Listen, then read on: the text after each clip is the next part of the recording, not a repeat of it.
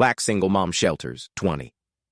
Bikers from a blizzard. Next morning, 1,000 Hells Angels arrive. Picture this, a porch light burning gold against a wall of white.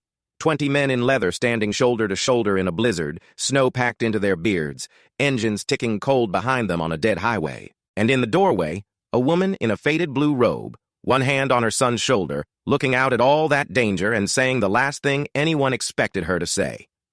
"Y'all better get in here before you freeze." That's where this story really begins. But to understand why she opened that door, you have to go back 3 years, to a night on Route 12, when a fire took more than it gave back. Ogdenville, New York, sits in the fold of two hills, the way a secret sits in the corner of a mouth. Quiet, easy to miss, holding more than it lets on. The paper mill shut down in 2009. Half the storefronts on Main Street wear plywood now instead of glass. But on Baker Street, where the houses are small and the porches are close enough to pass a plate of food hand to hand, there's a kind of life that never needed the mill to survive it. Ayanna Beauplan lived in the third house from the corner, the one with the blue shutters her husband painted the summer before he died. She was 34 years old, and she had not slept a full night in longer than she could remember. 6 nights a week. She worked the overnight shift at Cedarview Nursing Home, changing linens and holding the hands of old men and women who called her by names that weren't hers, because their minds had wandered somewhere she couldn't follow. Saturdays, she scrubbed grease off the flat top at Boone's Diner for cash under the table, because cash under the table didn't get touched by the bank. The bank had already touched enough. Her husband, Emmanuel Beauplan, had been a firefighter with Ogdenville Engine 4. Second-generation American, first generation to wear a badge that meant something in this town. He built the house on Baker Street with his own 2 hands over 4 summers, 1 room at a time, teaching himself electrical wiring from library books because he refused to owe a contractor money he didn't have. 3 winters ago, a fuel tanker jackknifed on the ice out on Route 12, flames climbing 40 feet into a black sky. Emmanuel Beauplan went into that fire twice. The first time, he pulled a trucker out through the shattered windshield, threw him clear, went back for the second man trapped in the cab behind him. He didn't come out the second time. Ayanna had raised their son alone since. Curvins was 8 years old now, sharp-eyed and quiet in the particular way of children who learn too young that grief doesn't knock before it enters a house. And 41 days ago, a letter came from Ogdenville Trust and Savings with a red stripe across the top of the envelope. Notice of default. She'd gone into the bank on a Tuesday, dressed in her good coat, Curvins's hand in hers because the school had a half day and she had nowhere else to leave him. She sat across the desk from a man named Curtis Halberg, branch manager, silver hair combed flat, a smile that never once reached his eyes. "Mrs. Beauplan." He'd said her name like it cost him something to pronounce it right. "I understand your situation is difficult, but the bank has policies. We extended you 90 days after your husband's passing. We extended you 60 more last spring. I have a fiduciary responsibility." "I have a job," Ayanna said. 2 jobs. I've never missed a payment by more than 11 days in 3 years. I am asking you for 30. Just 30 days, so my next check clears and I can bring it current." Curtis had folded his hands on the desk, and Curvins had watched him do it, small and still in the chair beside his mother, the way he watched everything now, cataloging the world for threats. "I wish I could," Curtis said. "Truly. But I have a portfolio to answer for, and frankly, loans like yours carry a certain amount of risk that the bank has to account for." "Loans like yours." Ayanna had heard those 3 words in her sleep for 6 weeks straight. She didn't cry in front of him. She had promised herself, the day she buried Emmanuel in his dress uniform with the department flag folded into a triangle on her lap, that she would not let this town see her break. So she stood, and she took her son's hand, and she walked out of that bank with her spine straight as a plumb line, and she did not let the tears come until she was 3 blocks away, sitting in her car with the engine off because she couldn't afford to run the heat for the sake of crying in comfort. 41 days. That's what the letter gave her. 41 days until Ogdenville Trust and Savings owned the house Emmanuel Beauplan built with his own hands. She was down to 19. What Ayanna didn't know, what nobody in that bank knew, what Curtis Halberg would have very much preferred stayed unknown, was that her name had already been circled twice on a list in a manila folder in the back office. Not a list of hardship cases to help, a list of parcels. Dean Whitlow, mayor pro tem of Ogdenville and Curtis's fishing buddy of 11 years, had a vision for Baker Street that didn't include the people currently living on it. A strip mall, a gas station, a revitalization corridor, he called it in the planning meeting minutes, The kind of phrase that always seemed to mean someone else's home. Gone. Curtis had been quietly flagging foreclosure track properties on the block and passing addresses to Whitlow's development partner for 8 months. Ayanna's house, small, clean title, no other family claim on it, was, in the private language of that manila folder, low-hanging fruit. Curtis didn't think of himself as a cruel man. He thought of himself as practical. He had a regional vice president title dangling 18 months out if he hit his portfolio targets, and a widow's mortgage sitting at 4% interest wasn't going to get him there. Grief, to Curtis Halberg, was somebody else's math problem. He had no idea that in 19 days, that math was going to collide head-on with something a great deal larger than himself. The storm came in on a Thursday with almost no warning. The kind of freak system that meteorologists apologize for on the 10 o'clock news, a polar clipper that dropped 2 feet of snow on the northern half of the state in under 6 hours and turned Route 12 into a sheet of black ice from the county line to the interstate. 23 miles east of Ogdenville, a column of motorcycles ground to a shuddering halt. They were riding a memorial run, the Northeast Nomad chapter of the Hells Angels, out on their annual Winter Widows Ride, an event that had nothing to do with what most folks assumed when they heard the name. Every December, they rode 200 miles to deliver a season's worth of firewood and grocery money to the widows of first responders across 3 counties. No press, no fanfare, just men who understood exactly what it costs a family when the person who protects a town doesn't come home. It was quiet work. They didn't do it for thanks. At the front of the column, on a black road king with frost furring his beard white, rode a man named Silas Voss, 61 years old, chapter president, for going on 14. Men twice his size deferred to him without being asked twice, not because he demanded it, but because in 30 years of riding, Silas Voss had never once asked another man to do something he wouldn't do himself. He had a debt on his mind that never fully went quiet, not even after 3 years. The storm hit them like a wall. Visibility dropped to nothing. 2 bikes went down on the black ice. No serious injuries, thank God, just skinned knuckles and dented pride. And Silas made the call every good leader has to make eventually. We stop or we bury someone. "There's a town 4 miles up," shouted Dutch, his road captain, squinting at a phone screen through snow-caked gloves. "Ogdenville, small, might not even have a motel." "Don't need a motel," Silas called back over the wind. "Need somewhere with walls and a working furnace. Anywhere'll do."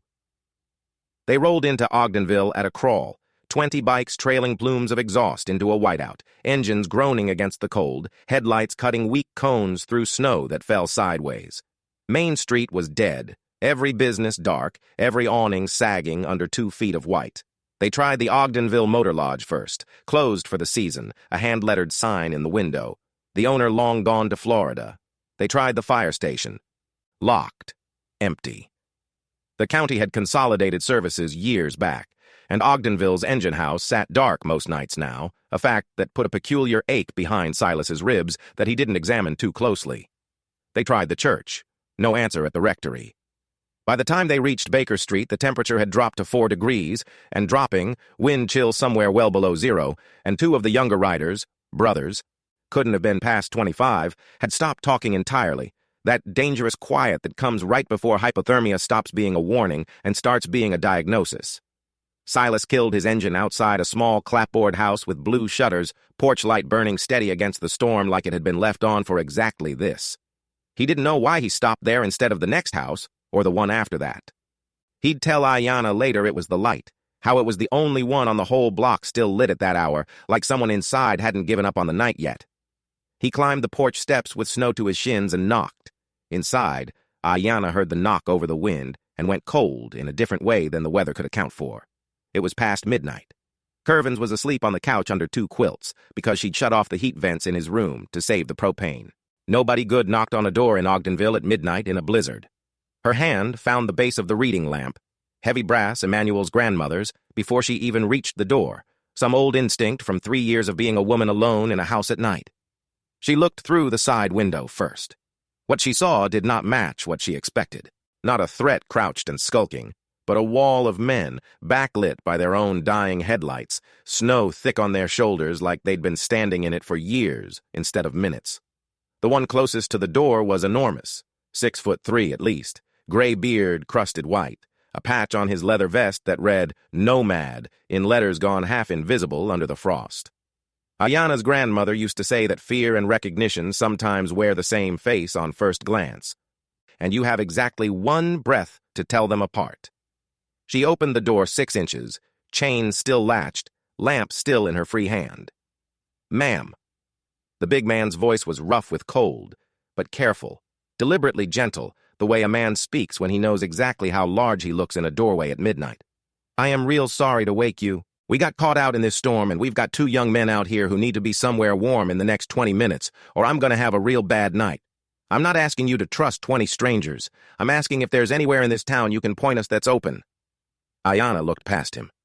Really looked. Snow-crusted men standing in a loose, protective half-circle around 2 younger riders who were swaying slightly on their feet, arms wrapped around themselves, the particular gray-white color climbing up their exposed cheeks that she recognized instantly from 30 years of her mother's stories about winters in worse places than this. Frostbite setting in. Maybe hypothermia starting. She thought of Emmanuel. Not a specific memory, just the shape of him, the man he'd been, the answer he would have given without a half-second of hesitation, because helping people who were freezing to death outside was the entire architecture of who he was. Beauplan, he used to tell her, means beautiful plan. My mother named me that on purpose. Every day you get to decide if you're going to live up to it. Ayana unlatched the chain. "Everybody who needs to get warm, get in here now," she said. "Don't track snow past the mat if you can help it, and don't wake my boy if you can manage that either. Go." What followed was not what any of the 20 men standing in that snowstorm expected from a house that size. Ayana's living room was small. A couch, 2 armchairs, a wood stove Emmanuel had installed himself the second winter they owned the house. But she moved through it like a woman commanding a much larger space. She got the 2 half-frozen younger riders, whose names turned out to be Emil and Tobias, wrapped in every blanket in the house and seated closest to the stove, their boots off, their socked feet propped near enough to the heat to draw the cold out slow, the way you're supposed to, the way rushing it can do more damage than the frostbite itself. "Slow," she told them firmly, when Tobias tried to press his hands flat against the stove door. "You warm up too fast, it hurts worse and does more damage, trust me." "You a nurse?" Tobias asked through chattering teeth. "Nursing home," she said. "Overnight shift. I've thawed out worse than you boys, believe it." She put on every pot she owned. There wasn't much in the pantry. This deep into the month, with the mortgage bleeding every spare dollar dry, there was rarely much. But there was a 50-pound bag of rice her sister had brought up from the city in the fall, and beans, and the last of a smoked ham hock she'd been saving for Sunday. She made a pot of something that was closer to a Haitian soup joumou than she'd intended, seasoned on instinct rather than measurement, and it filled that small kitchen with a smell that made grown men in leather go quiet and homesick in a way none of them expected. 20 men found places to sit, the couch, the floor, the stairs, leaning against walls with mugs of coffee she brewed in 3 rounds because her coffee maker only held 6 cups at a time. Someone got a fire going bigger in the wood stove. Someone else, a broad-shouldered man named Dutch, kept glancing nervously at the front window every few minutes, like he was doing math on how long the storm would keep them trapped in a stranger's home. Curvins woke up somewhere in the second hour, drawn out of sleep by the low rumble of unfamiliar male voices, and stood frozen in the hallway doorway in his pajamas, staring at the living room full of leather-clad giants like he'd woken up inside somebody else's dream. The room went quiet. Silas Voss was the one who crouched down, a big man folding himself carefully smaller, the way you do around a child you don't want to frighten. "Hey there, young man," Silas said. "Sorry about the crowd. Your mama's saving our lives tonight. Storm caught us out on the highway." Curvins studied him with the same unblinking directness his mother used on Curtis Halberg's smile. "You're a biker." "I am. My daddy used to say bikers help people on the road. He used to stop and help people whose cars broke down, even in the rain." Something crossed Silas's face. Quick, complicated, gone before Curvins could name it. "Sounds like your daddy was a good man." "He was a firefighter," Curvins said, with the particular gravity of a child reciting a fact he has decided is the most important thing about himself. "He died saving people on Route 12. The room, already quiet, went silent in an entirely different key. Silas Voss went very still. "Route 12, he repeated slowly. "A tanker fire?" Ayana, standing in the kitchen doorway with a dish towel still in her hands, felt something cold move through her chest that had nothing to do with the storm outside. "Yes," she said carefully. 3 years ago, this January. My husband, Emmanuel Beauplan." Silas Voss, 61 years old, chapter president, a man who had ridden through hell and worse and never once lost his composure in front of his brothers, rose slowly from where he'd crouched by her son, and for a long moment he did not say anything at all. His jaw worked. His eyes, gray as the storm outside, went bright and wet in the firelight. "Ma'am," he said finally, his voice cracking clean down the middle, "I need you to tell me your husband's name again. Because I think I owe that man my life." The room did not move. 20 men who had been laughing and warming their hands and telling road stories 15 minutes earlier now sat frozen, watching their president's face crack open in a way none of them had ever witnessed in 14 years of riding beside him. Ayana set the dish towel down very slowly on the counter. "His name," she said, "was Emmanuel Beauplan. He drove Engine 4. Silas Voss nodded once, like a man confirming a fact he'd already known in his bones and had simply been waiting 3 years to hear out loud. "I was in that tanker," he said. "Second man in the cab. Everybody told me the firefighter who pulled me out didn't make it back through the second time. I've spent 3 years trying to find out who he was, trying to find his family. I looked for over a year and hit dead ends every time. Records sealed, town too small to show up right in searches. No obituary I could find online." He looked around the small living room, the wood stove Emmanuel built, the photograph on the mantel of a man in dress blues with a firefighter's helmet under his arm, the 8-year-old boy standing in the hallway in dinosaur pajamas, watching a grown man's voice shake for the first time in his young life. "I didn't know," Silas said, and his voice broke fully now. No attempt left to hold the line. "I didn't know he had a wife, a son. I didn't know any of it. I just knew a fireman went back in for me and didn't come out. And I have carried that every single day for 3 years, not knowing his name, not knowing where his family was, not knowing if they were okay." Ayana's hand had gone to her mouth. Curvins crossed the room without being told and pressed himself against his mother's side, small and solemn, sensing without fully understanding that something enormous had just cracked open in their living room at 1 in the morning. "He's the reason I'm alive to have grandchildren," Silas said quietly. "He's the reason I got to walk my daughter down the aisle last spring. Every good thing that's happened to me in 3 years happened because Emmanuel Beauplan went back into that fire." Outside, the storm hammered against the windows, indifferent to what was unfolding inside. But in that small living room on Baker Street, something had shifted permanently. A debt 3 years unpaid had just found the address it had been searching for, in the middle of the worst blizzard Ogdenville had seen in a decade. Silas Voss looked at Ayana Beauplan, a woman 19 days from losing the house her husband built, standing in a kitchen doorway with a dish towel, having just opened her door to 20 frozen strangers out of nothing but the character her husband had taught her to have. "Mrs. Beauplan," he said, "I don't know what's going on in your life right now, but I promise you, before this night is over, you are going to understand that some debts don't ever really get closed. They just wait for the right storm to come find you." Emile, still wrapped in his blanket by the stove, spoke up quietly from across the room, his voice thick with something between awe and grief. "President's never told that story. Not once, not to any of us, and I've ridden with him 4 years. "Wasn't ready to," Silas said simply. "Some stories you carry until the day they carry themselves out of you. Guess tonight was that day."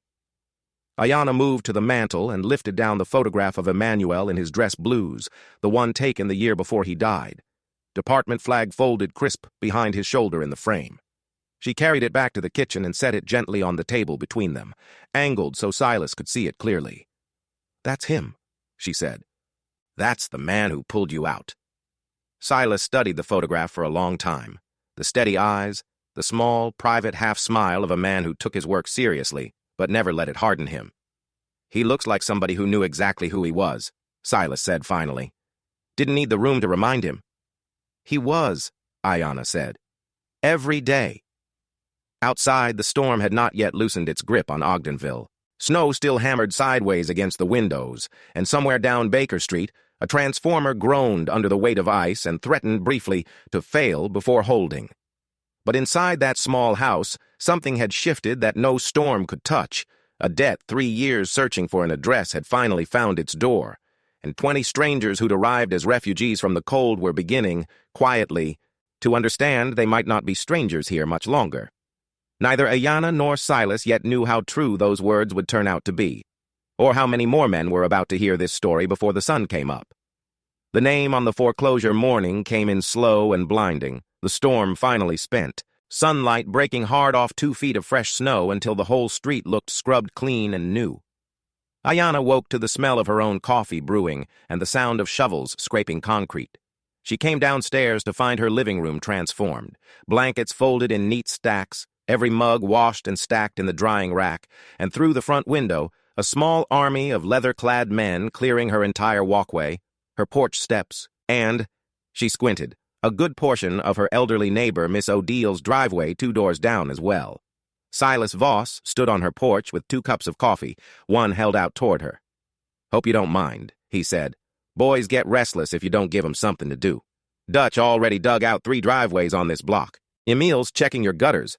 Noticed some ice damming last night that could take your roof if it's not cleared." Ayanna took the coffee, still half disbelieving the entire night had happened. "You didn't have to do any of this?" "No," Silas agreed. "We didn't." That was all he said about it. Ayanna would learn over the coming weeks that this was very much how Silas Voss operated.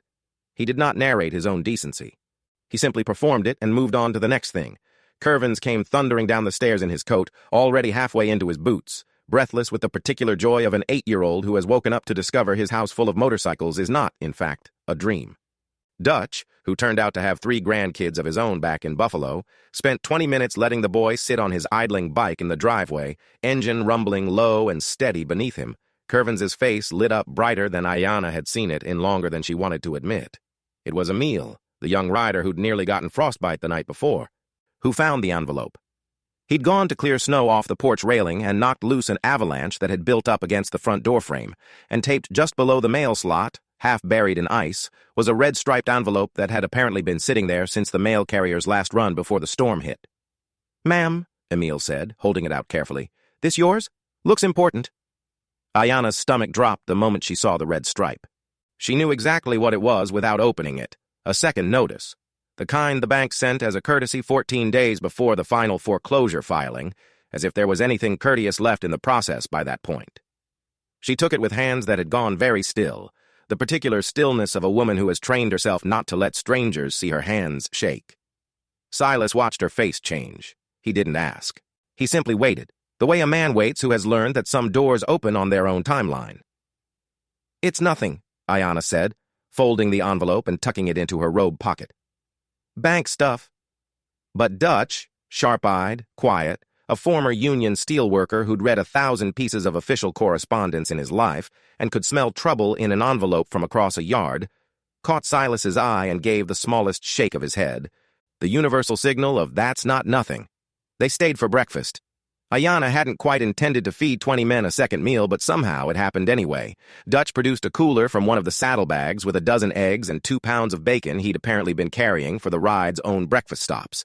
And within the hour, her small kitchen had become a production line, riders taking turns at the stove. Plates passed hand to hand into the living room, where Curvins held court like a tiny king, surrounded by his court of very large, very tattooed subjects. It was during breakfast that Silas finally asked. He waited until Curvins had gone to show 3 of the younger riders his collection of toy fire trucks, a collection Ayanna had never once had the heart to pack away, and until the kitchen had mostly cleared, leaving just him, Dutch, and Ayanna at the small table. "That letter," Silas said. "I'm not trying to pry into your business, Mrs. Beauplan, but I've been in this world a long time, and I know what a red-striped envelope from a bank looks like when a family's had one land in their mailbox before. I've had men in my chapter lose homes. I know the look on a person's face when they open one." Ayanna's jaw tightened. 3 years of holding this alone had built a wall around the subject, a wall she wasn't sure she wanted strangers, however kind, however connected to Emmanuel, reaching over. "It's a foreclosure notice," she said finally, because something about the quiet, unhurried way Silas asked made the lie feel harder to hold than the truth. "I'm 19 days from losing this house. The house my husband built." Dutch went very still. 19 days, Silas repeated. "I've never missed a payment by more than 11 days in 3 years, Ayanna said, and now that the wall had one crack in it, the rest came faster than she intended, 3 years of exhaustion spilling out over strong coffee at her own kitchen table. I worked 2 jobs. I asked the bank for 30 days extension, just 30, so my next paycheck could bring it current. The branch manager told me my loan carries a certain amount of risk. Those were his words. Loans like yours. What's his name? Dutch asked, quiet and flat. Curtis Hallberg, Ogdenville Trust and Savings. Silas Voss set down his coffee mug very carefully, like a man setting down something he was afraid he might otherwise throw. Mrs. Beauplan, he said, I need you to understand something about who's sitting at your table right now, because I don't think you fully grasped it last night, in all the chaos of the storm and everything else. I am not just 20 men who got lucky and found a kind stranger's porch. I am the president of the Northeast Nomad chapter of the Hells Angels. We ride a winter widow's run every December, 200 miles delivering firewood and grocery money to the families of first responders who didn't come home. It's why we were even on Route 12 last night to begin with, heading toward 3 more houses we hadn't reached yet when the storm hit. He leaned forward. There are 1,040 members across the 6 chapters in this region alone. When I make one phone call about a debt owed to a man who died saving my life, every single one of them picks up. Ayanna felt something in her chest that she didn't have a clean word for. Not quite hope. She'd learned 3 years ago how dangerous hope could be when it arrived dressed as a promise, but something adjacent to it. Something warier and older and more careful. I don't want charity, she said quietly. I need you to understand that too. I've made it 3 years on my own. I'm not looking for anybody to save me. This isn't charity, Silas said, and something in his voice went hard in a way it hadn't been all morning. Not hard toward her, but hard toward the world that had put her in this position. This is a debt. There's a difference, and I think you know it. Your husband didn't save my life so I could forget his name in 3 years and let his family lose the roof he built with his own hands. That's not charity, Mrs. Beauplan. That's just paying what I owe. The call went out from Silas's cell phone at 9:47 that morning. Standing on Ayanna's porch in the clean, cold air, snow blinding white under a hard blue sky. He didn't call for a favor. He called Marcus Preacher Odom, National Road Captain, a man Silas had ridden beside for over 20 years, and he told him the whole story. The tanker fire, 3 years of searching, a firefighter's widow 19 days from losing everything to a bank that called her mortgage a risk. Preacher didn't ask a single question past confirming the address. By 11 that morning, the story had moved through the club's communication network the way fire moves through dry brush, chapter to chapter, state to state, a debt made public among a brotherhood that took debts of life more seriously than almost anything else in their code. Silas hadn't ordered anyone to come. He'd simply told the truth, out loud, to people who understood exactly what that truth demanded of them. What none of them anticipated. Not Silas, not Dutch, not Ayanna standing on her porch trying to process the sudden gravity of what she'd stumbled into, was how fast word could also travel in the other direction. Curtis Hallberg heard about it from his teller, Denise, who mentioned offhand over the break room coffee machine that half the town was buzzing about some biker gang that had descended on Baker Street overnight and was apparently, according to her cousin who lived 2 houses down, raising money for that Beauplan woman's mortgage. Curtis felt the floor tilt slightly under him. He locked his office door and called Dean Whitlow immediately. We need to move faster, Curtis said, low and urgent into the phone. There's some kind of, I don't know, biker charity thing happening around the Beauplan property. If this gets any attention, if anyone starts asking why her file got fast-tracked to foreclosure while 3 other hardship cases on that same block got extensions. Curtis. Whitlow's voice, on the other end, had the particular calm of a man used to smoothing over problems with money and pressure rather than solutions. Take a breath. It's a foreclosure. It's public record. Bikers riding around a widow's house for a photo op doesn't change a legal filing. You don't understand, Curtis said. This isn't a Sunday charity ride. This is the Hells Angels, Dean. If this turns into a media thing, then we make sure it doesn't turn into a media thing, Whitlow said, and something in his voice went colder, more deliberate. I'll talk to Rusk. Have him do a welfare check out there. Big group of strange men parked on a residential street, upsetting the neighbors. That's a legitimate community safety concern. We slow this thing down long enough for the paperwork to finalize, and by the time anybody with a camera shows up, there's nothing left to film, just a closed file and an empty house. Curtis exhaled slowly, some of the panic in his chest settling into something more familiar, the cold comfort of a plan. Just don't let this become a story, Dean, he said. "I've got a regional seat riding on a clean quarter. I cannot have my name attached to anything ugly." "It won't be ugly," Whitlow said. "It'll be quiet. That's how these things are supposed to go." Deputy Rusk arrived on Baker Street a little after 3 that afternoon, cruiser rolling slow past a street still lined with motorcycles, engine idling as he took in the scene with an expression that gave away exactly how he'd been briefed to see it. He didn't get out right away. He sat, watching, running plates in a way that felt less like procedure and more like intimidation stretched thin over a badge. Silas noticed him first. He'd spent enough of his life being watched by law enforcement with that particular flavor of suspicion to recognize it instantly, and he walked down the porch steps at an unhurried pace, hands visible, the careful economy of movement of a man who had learned decades ago exactly how these interactions could go sideways if you gave anyone an excuse. "Afternoon, Deputy," Silas said, stopping a respectful distance from the cruiser. "Everything all right?" "Got a call about a large gathering causing a disturbance," Rusk said, not quite meeting his eyes. "Neighbors are concerned." "Which neighbors?" Silas asked evenly. "Because Miss O'Deal, 2 doors down, brought us a plate of cornbread an hour ago and told us we could park in her driveway if we needed more room. Kind of curious who else called." Rusk's jaw tightened. "I'm going to need everyone to clear out by sundown. This is a residential street. You're not licensed for an assembly of this size."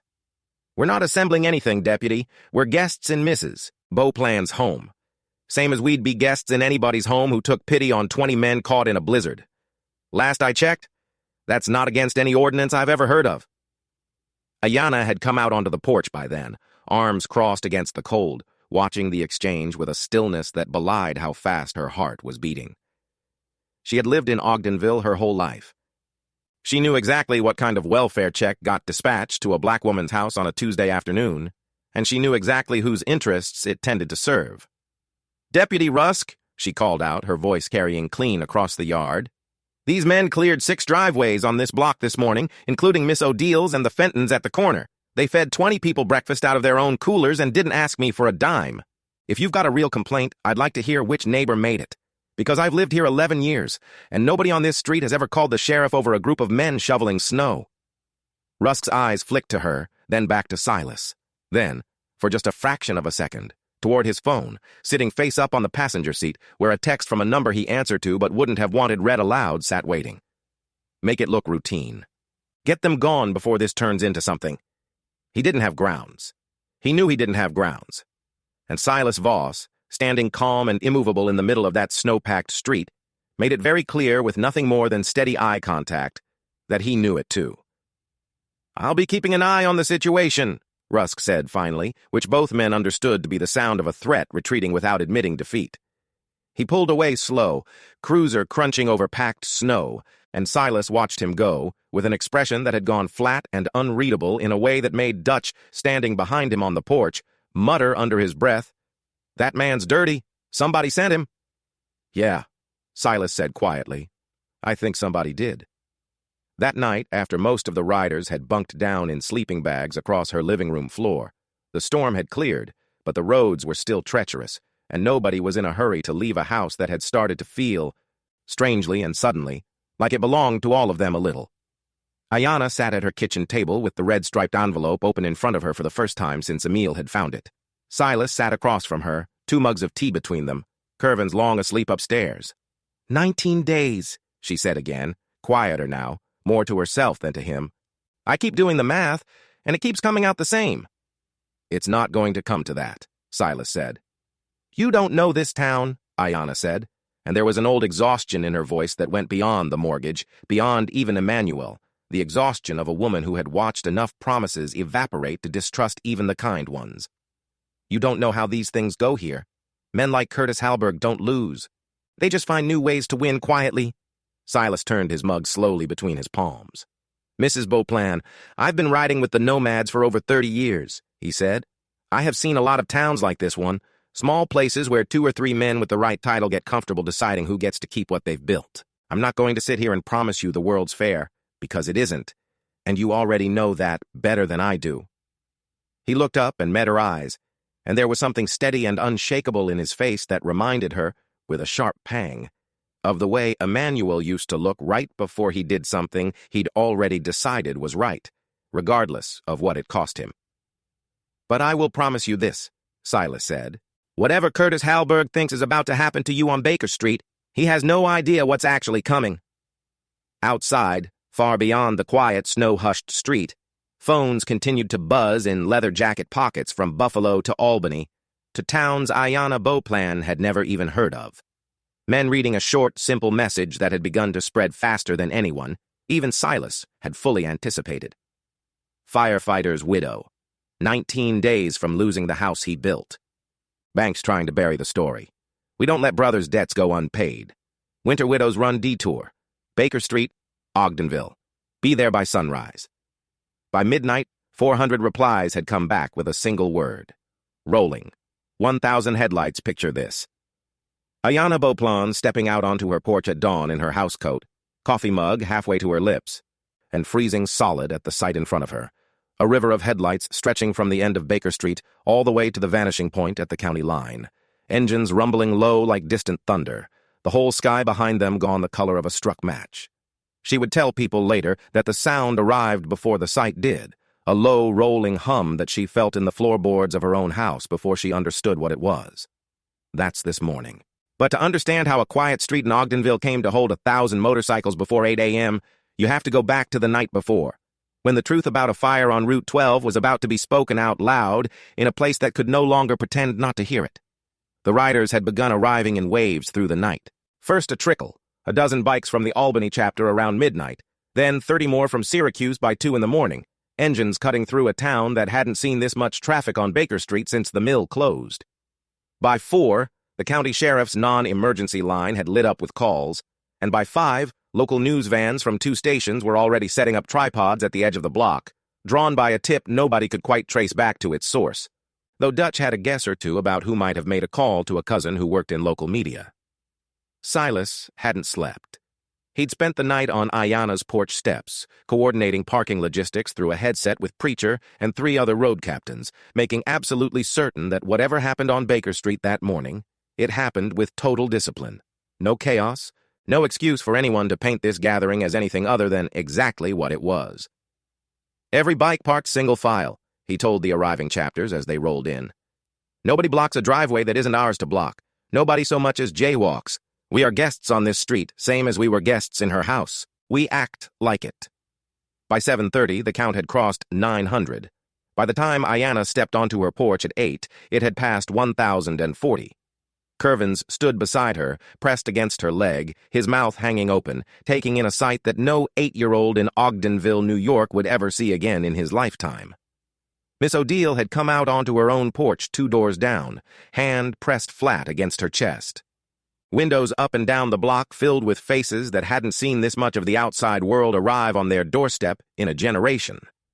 Silas climbed the porch steps and stood before her, hat in hand, snow crusted on his boots from a night without sleep. "Mrs. Beauplan," he said, loud enough now for the gathering crowd and the 2 news cameras already rolling to hear clearly. "3 years ago, your husband, Emmanuel Beauplan, went into a burning fuel tanker on Route 12 and pulled me out alive. He went back in for a second man and gave his life doing it. I have spent 3 years trying to find his family so I could say thank you properly. I found you 9 days ago, in a blizzard, because your door was the only one on this street with the light still on." He looked out over the sea of leather and chrome behind him. "These men behind me, some of them knew your husband's story before last week. Most of them didn't. All of them showed up anyway, because in this life, we believe a debt owed to a man who died saving another man's life doesn't get to expire just because nobody wrote his name down properly. We are not here to embarrass you, Mrs. Beauplan. We are here because you are 19, now 17, days from losing the house he built, and we intend to make sure that does not happen." A murmur rolled through the crowd of onlookers gathering at the edges of the yard. Half the block now standing in coats thrown over pajamas, phones raised, the local news anchor already speaking low and urgent into her microphone. Ayanna's eyes had filled, and for once, she let them. "I don't know what to say," she managed. "You don't have to say anything," Silas said gently. "Just let us finish what we came to do." What happened next unfolded with a precision that surprised even the reporters who'd assumed, walking in, that they were covering a spectacle rather than a genuinely coordinated act of mutual aid. A collection had already been quietly organized overnight. Riders from 6 chapters pooling cash, checks, and pledges the moment word of Ayanna's situation had spread. By 9 that morning, a folding table had been set up on her lawn, and Preacher, the national road captain, stood behind it with a cashier's check that made Ayanna sit down hard on her porch steps when she saw the number written on it. 14 months of mortgage payments, paid in full, in advance, with enough left over to bring her account current and clear the immediate threat entirely. "This isn't a loan," Preacher told her, crouching down to meet her eyes at porch step height, the same gesture Silas had used with Curvins the first night. "It's not charity either, whatever anybody wants to call it. It's a debt getting paid on a dead man's behalf 3 years late with interest." But money, it turned out, was not the whole of what needed fixing. Curtis Halberg watched the news coverage from his office at Ogdenville Trust and Savings with a rising, cold nausea he hadn't felt since his own father's audit, decades ago, back when Curtis had still believed rules applied evenly to everyone, including men who thought they were clever. His phone would not stop ringing. First Denise from the front desk, asking with poorly concealed excitement if he'd seen what was happening on Baker Street. Then a reporter from the Albany Times-Union, requesting comment on reports of irregular foreclosure timelines on properties later identified for development interest by Whitlow Group partners. Then, worst of all, his regional supervisor, a woman named Patricia Alvarez, who had flown up from the Manhattan office twice in 11 years and was, according to the message she left, currently in her car headed north. He locked his office door and called Dean Whitlow with hands that had begun, faintly, to shake. "It's a story now, Dean," Curtis said. "It's a real story. National outlets are picking it up. Somebody's already dug up the block's foreclosure filings from the last 2 years and noticed a pattern." "Calm down," Whitlow said, though his own voice had lost some of its usual oily confidence. "I am not going down for this alone," Curtis said, and something in his voice had gone sharp and desperate in a way that would, within 48 hours, become the single most consequential sentence of his career. "You told me to flag those properties. You told me which addresses your partner wanted. I have emails, Dean. I have the whole trail, and I am not losing my license and my pension protecting a strip mall you wanted built on a widow's front lawn." There was a long silence on the line. "Don't do anything stupid, Curtis," Whitlow said finally, quiet and cold. "I already did something stupid," Curtis said. "I did it 8 months ago when I started flagging those files for you. I'm done being stupid alone."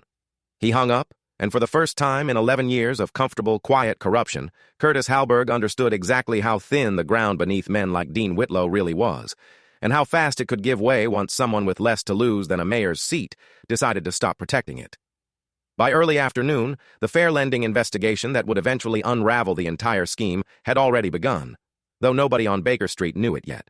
A junior reporter digging through publicly available county foreclosure records after the morning's coverage went viral had noticed something that should have been obvious months earlier: an unusually high concentration of foreclosure filings, all originating from the same loan officer, all clustered on a 6-block radius that happened to align, with uncomfortable precision, to a development parcel map filed with the town planning office under Whitlow Group Partners 11 months prior.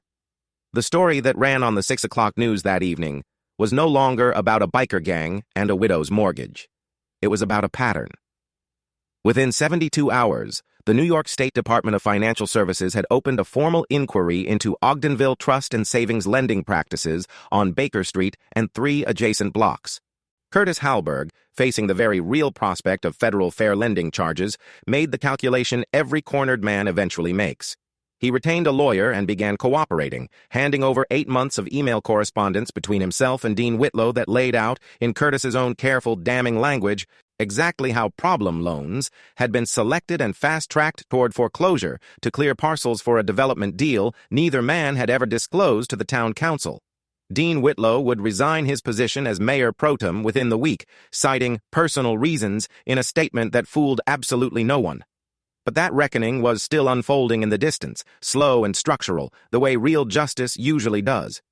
Not a single dramatic confrontation, but a system finally, belatedly, doing what it was supposed to do all along. The confrontation that mattered most to Ayanna happened somewhere much smaller. It happened on her own front lawn, late that afternoon, after most of the crowd had thinned and the news vans had packed up and only a core group of riders remained. helping Miss O'Deal fix a fence post, and teaching Curvins how to check a motorcycle's oil level with the serious ceremony of men passing down a sacred rite. Curtis Halberg's car pulled up to the curb. He got out slowly, looking smaller than he had in his office chair, smaller than he had across his desk that day. He'd told her loans like yours carry a certain amount of risk. He walked up the shoveled path, the path 20 strangers had cleared 9 days earlier, and stopped a respectful distance from the porch, where Silas stood with arms crossed, watching him approach with an expression that gave nothing away. "Mrs. Beauplan," Curtis said, "I came to tell you before you hear it from a reporter that I've been placed on administrative leave pending the investigation. I also came to tell you—" His voice caught, and for the first time in a very long career of careful, practiced composure, Curtis Halberg's control slipped entirely. "That I'm sorry. Not because I got caught. Because I looked a widow in the eye and decided her grief was a line item I could round down. That was wrong. It was wrong before anybody found the emails."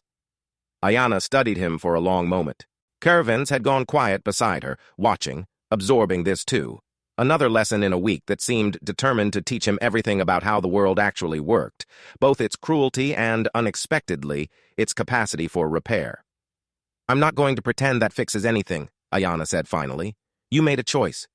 You had 90 extensions worth of reasons to make a different one, and you didn't until it cost you something." "I know," Curtis said. "But I also know holding on to this anger is going to cost me something too," Ayanna said.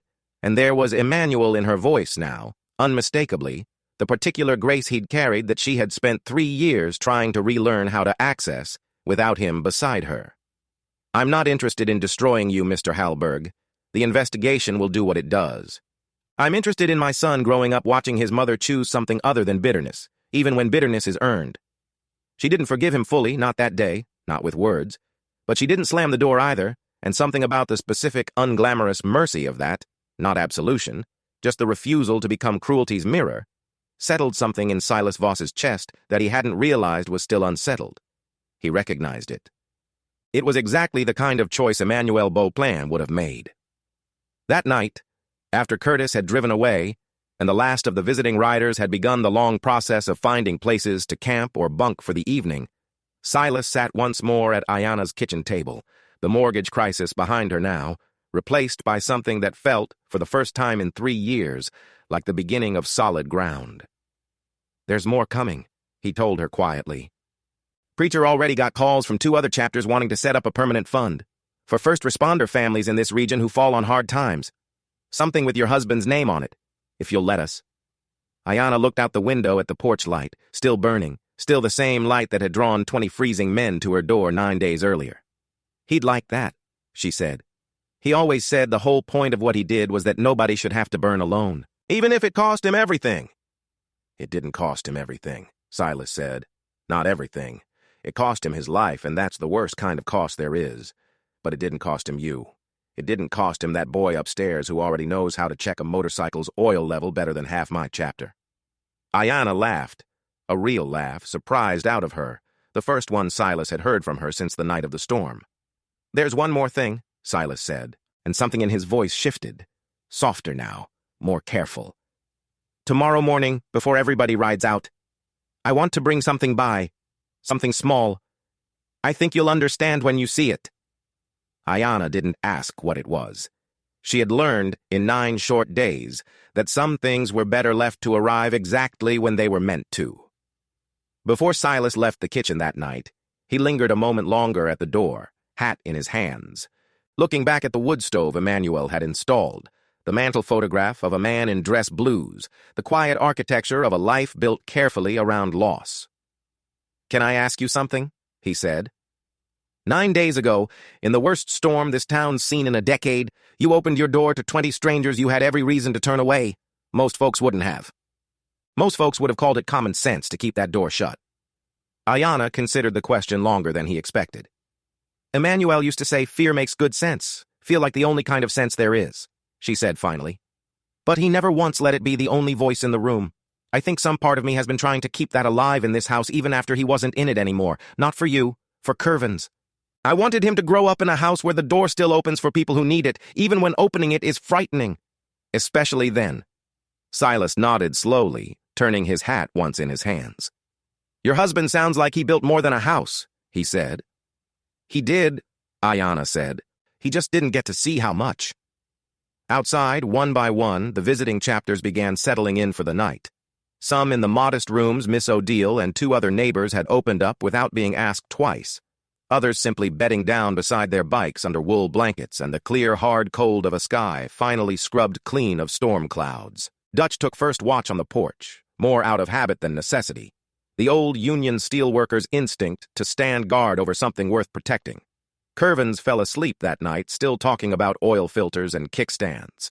A plastic toy motorcycle clutched in one hand, and for the first time since his father's funeral, he did not wake once in the dark, asking the house why it felt so empty. It didn't, tonight. It felt instead like it had simply been waiting, patient as a porch light left burning, for enough of the right people to finally fill it back up. Outside, the last of 1,000 engines finally went quiet across Ogdenville, and for the first time in 19 days, now 17, now impossibly 0, Ayanna Beauplan slept a full night through in the house her husband built, with her son safe down the hall, and a street full of strangers, turned family standing quiet watch until morning. The box on the porch, picture this. A woman standing on a porch at sunrise, tears on her face, a cardboard box being placed carefully into her arms by a man twice her size, snow gold under the morning light behind him, and a street full of engines idling low and patient, waiting for her to understand what she was holding before anyone said another word. That's where this story ends. But to understand what was really inside that box, you have to understand what had been sitting, untouched, in the back of a closet for 3 long years. 6 weeks had passed since the morning 1,000 headlights filled Baker Street. The investigation into Ogdenville Trust and Savings had moved fast. Once it started moving at all, the State Department of Financial Services confirming a pattern of discriminatory foreclosure practices across the block, Curtis Hallberg's emails to Dean Whitlow becoming exhibit after exhibit in a case that would eventually result in the bank paying a substantial settlement into a community trust fund, and in Curtis losing his license entirely rather than merely his job. Dean Whitlow's resignation, once dismissed as a footnote, had grown into something larger, a special election called a new town council seated within the year with 2 members from Baker Street itself among them. The first time in Ogdenville's history that the block had held a seat at the table where its own future got decided. Ayanna's mortgage stood paid in full, 14 months ahead, her account no longer marked with the quiet red flags that had followed her since Emmanuel's death. The Beauplan Fund, the first responder family relief fund Preacher had promised, seeded by contributions from 6 motorcycle chapters and eventually matched by the very bank settlement Curtis Hallberg's corruption had triggered, had already helped 4 other families across the county who'd found themselves exactly where Ayanna had been standing on the day Curtis told her loans like yours carry a certain amount of risk. But none of that, Ayanna would tell you if you asked her, was the thing that actually healed something in her. That happened on a Sunday morning, quiet and unannounced, 6 weeks after the storm. Silas Voss had kept coming back, not with the fanfare of that first 1,000-engine morning. That had been necessary, a debt paid loudly because the world needed to see it paid loudly, needed the accountability that only public witness can force into being. But in the weeks after, Silas returned the way family returns, quietly, on ordinary Tuesdays, sometimes with Dutch, sometimes alone, always with some small task in mind. A loose porch board that needed fixing, a gutter that needed checking before the next freeze. A Saturday spent teaching Curvins how to properly change a tire, the boy's face fierce with concentration in a way that reminded Silas, achingly, of watching his own son learn the same lesson 20 years earlier. Ayanna had stopped bracing for him to disappear the way good things sometimes did in her life. He simply kept showing up, and eventually she let herself believe that was who he actually was, rather than a kindness with an expiration date. There had been other changes, too. Quieter ones. The kind that don't make the evening news but reshape a life all the same. Ayanna had cut her hours at Cedarview from 6 nights to 4, no longer needing every possible shift now that the mortgage wasn't bleeding her dry. And she'd used the extra time to finally enroll in the community college's nursing program 2 towns over. Something she'd wanted since before Emmanuel died. Something grief and exhaustion had shelved indefinitely until the shelf itself finally stopped collapsing under her. Curvins had started sleeping through the night again, most nights, the tight, watchful posture he'd carried since his father's funeral loosening by careful degrees. He'd taken to drawing motorcycles in the margins of his school notebooks, and once, without prompting, He'd told his teacher that he wanted to be the kind of grown-up who shows up when the storm gets bad, a sentence that had made the teacher call Ayanna at work just to make sure she heard it too.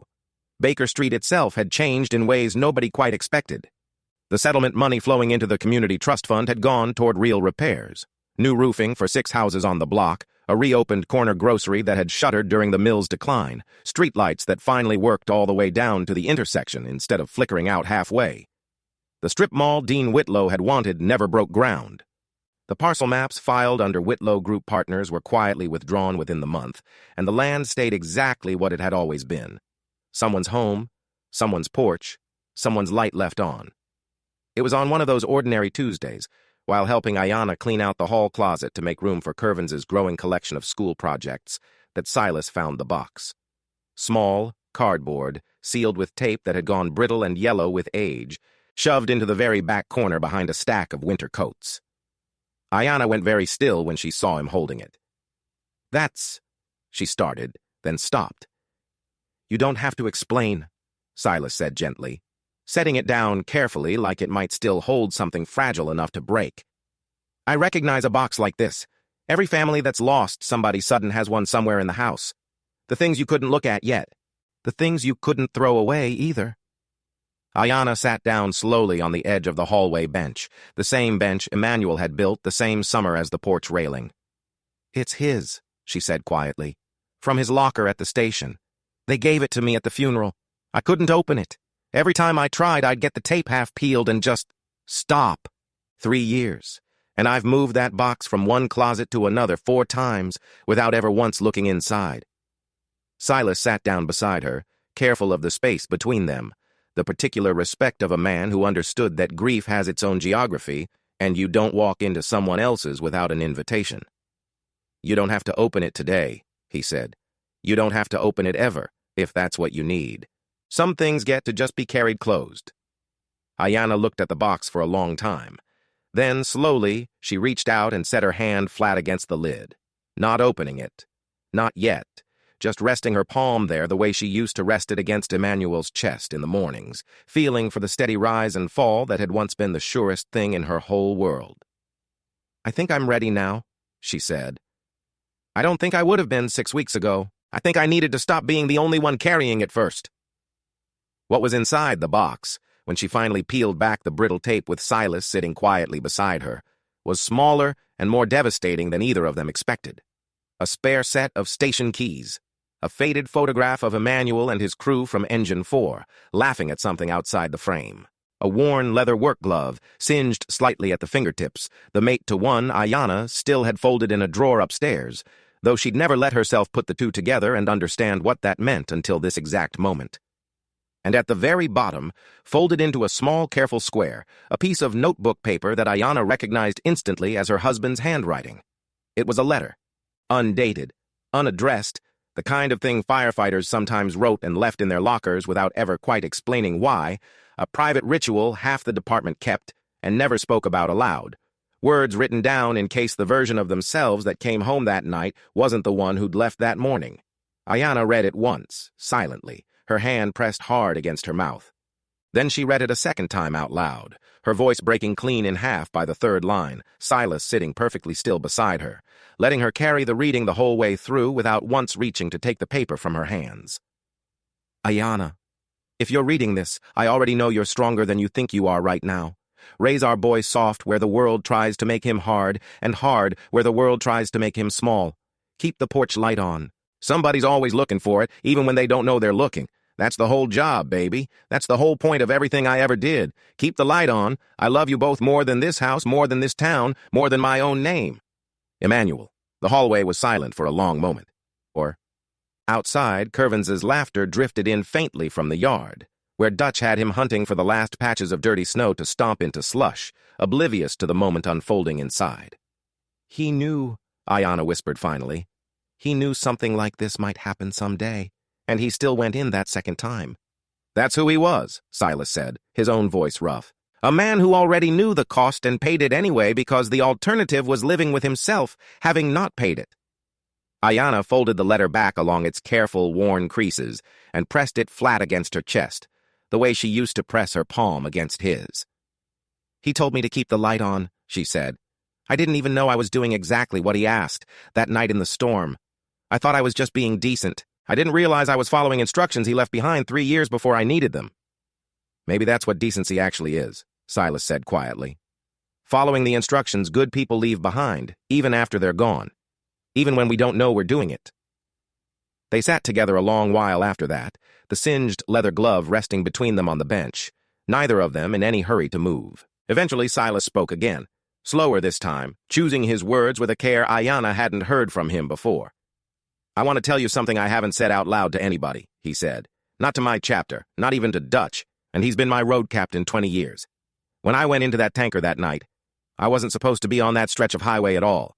I'd taken a wrong turn coming back from a supply run, cutting through instead of sticking to the interstate like I should have. If I hadn't made that mistake, I wouldn't have been anywhere near that fire. Your husband wouldn't have had a second man to go back in for. He looked down at his own hands, weathered and scarred from 3 decades of roads. I spent a long time telling myself that was a coincidence, a wrong turn, bad luck, nothing more. But sitting in your kitchen that first night, hearing your son say his daddy died on Route 12, I stopped believing that was coincidence a long time before I found this box. I think some things get put in your path on purpose, even the wrong turns. Especially the wrong turns. Ayanna reached over and rested her hand briefly on his forearm, the first time in 6 weeks of him showing up on ordinary Tuesdays that she had reached for him first instead of the other way around. Emmanuel used to say something close to that, she said. He said the fire doesn't care whose turn it was to be there, it just burns. What matters is who decides to walk toward it anyway. Silas nodded slowly, and for a long moment neither of them said anything else. The silence between them no longer the careful, respectful distance of near strangers, but the easier quiet of two people who had, without either fully intending it, become something like family to one another. The following Sunday, the whole thing came full circle in a way that neither of them had planned, though it felt, looking back, like something that could not have unfolded any other way. It began early, the way that first morning had, a low rumble building at the county line before dawn, though far smaller this time, a modest procession of perhaps 30 bikes, rather than 1,000, Silas at the front with Dutch and Preacher and a handful of others who'd become fixtures on Baker Street over the 6 weeks since the storm. Ayanna heard the engines and came out onto the porch already smiling, already knowing, in some part of her that had learned to recognize the particular music of that sound. Curvins ran out ahead of her, barefoot in the cold, laughing. Silas climbed the porch steps carrying something in both arms, a cardboard box, not the same one, a new one, filled carefully with groceries, blankets, a hand-carved wooden fire truck that Emil had spent 3 weeks making in his garage after hearing about Curvins's collection, tins of coffee, a thick winter coat in exactly Curvins's size. He held it out to her the same way he had that very first morning after the storm, except this time there was no desperation in it, no debt still owed, no urgency of a family teetering on the edge of losing everything. This time it was simply a gift, offered freely between people who had chosen each other. This isn't payment for anything, Silas said, echoing words he'd said weeks earlier, though everything about the moment had transformed. The debt's settled, Mrs. Beauplan. Has been for a while now. This is what family does. We show up, even when nobody's counting the days anymore. Ayanna took the box into her arms, and for a moment she was standing exactly where she'd stood 6 weeks earlier. Same porch, same falling light, same weight of cardboard against her ribs, except everything about what it meant had turned itself completely inside out. That first box had arrived at the edge of losing everything. This one arrived in the middle of everything she still had, still growing, still whole. Behind Silas, the small column of riders sat quiet and patient on their bikes, sunlight catching chrome, breath fogging in the cold morning air, and up and down the block, neighbors had begun stepping out onto their own porches to watch. No longer strangers gawking at a spectacle, but a community that had learned, over 6 weeks, exactly what this particular gathering of leather and chrome actually meant on Baker Street. Miss Odile called out from 2 doors down, waving a dish towel like a flag. The Fentons at the corner raised their coffee mugs in a small salute. Somewhere behind Ayanna, in the doorway of the house Emmanuel Beauplan built with his own 2 hands, the porch light, the same one that had drawn 20 freezing strangers in from a blizzard 6 weeks earlier, still burned steady against the pale morning sky, though the sun had long since made it unnecessary. Ayanna never did turn it off after that night. She told people when they asked that some lights aren't really for seeing by. Some lights are just for saying, this door still opens. Whatever you're carrying, you don't have to carry it alone. If you've made it this far with us, I want to ask you something. The way this story asked something of Ayanna Beauplan on the worst night of a blizzard 3 years into her grief. When was the last time you opened a door? A real one, or the kind we build around our hearts after loss teaches us to guard them, for someone you had every reasonable excuse to turn away. Every one of us carries a box somewhere we haven't opened yet, a letter we're not ready to read, a debt, given or owed, that we've told ourselves is too late to settle now. This story says otherwise. It says the storm that seems like it's come to take everything from you might just be the very thing that finally brings the right people to your door. It says grief doesn't have to calcify into isolation, that asking for help, that letting your door stay open even when the world outside looks frightening, is not weakness. It is, in fact, the exact thing that keeps a family alive long enough to heal. Emmanuel Beauplan left behind 5 words that carried his whole family through the darkest chapter of their lives. Keep the porch light on. So here's what I'll leave you with tonight. Whatever door you've been keeping shut, whatever box you've been carrying unopened in the back of some closet in your heart, is there someone in your life still waiting for you to open it? Tell us in the comments where you're watching from tonight, and if this story moved you even half as much as it moved us to tell it. Share it with someone who needs to hear that the light they've been keeping on for somebody else has never once gone unnoticed. Keep the porch light on, family. Somebody's always looking for it. We'll see you in the next story.